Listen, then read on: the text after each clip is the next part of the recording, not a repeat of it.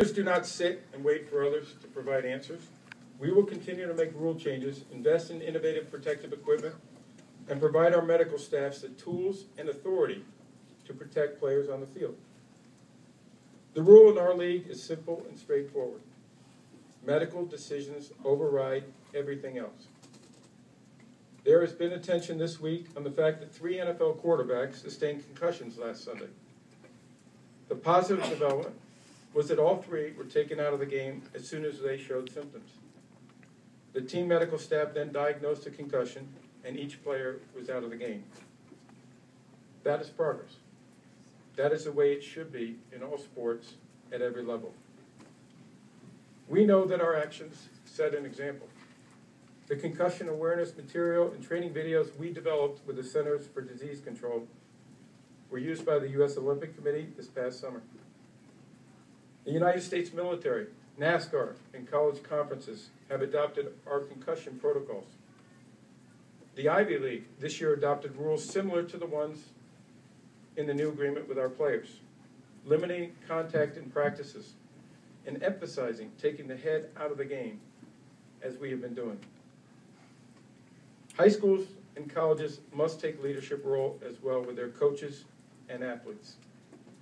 An aggressive dialogue and educational efforts at all levels will raise awareness and change the culture to more strongly emphasize safety. We challenge everyone in sports to be agents of culture change, and we will learn from each other. There is more to be done, and we will continue to lead by example. Second, leaders base decisions on facts. We actively support independent and transparent medical research. Much of this focuses on the brain, sometimes called the last frontier of medicine, and a public health issue that affects millions. Most of them don't even play sports. We hope our focus on brain injury and the discoveries ahead will benefit the broader population. We recently committed $30 million to the National Institutes of Health for research on the brain. The agreement with our players sets aside an additional $100 million for similar medical research over the next decade.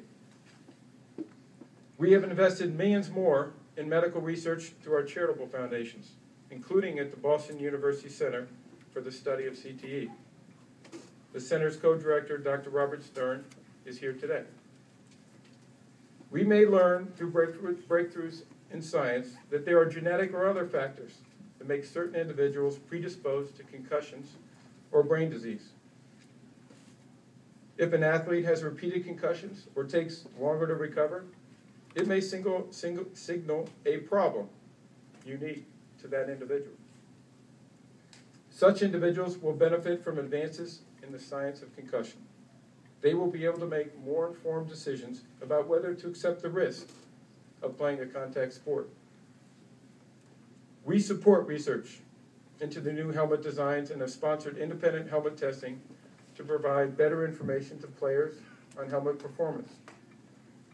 One of the helmets our players wear was designed by a former Harvard quarterback, Vin Farrar.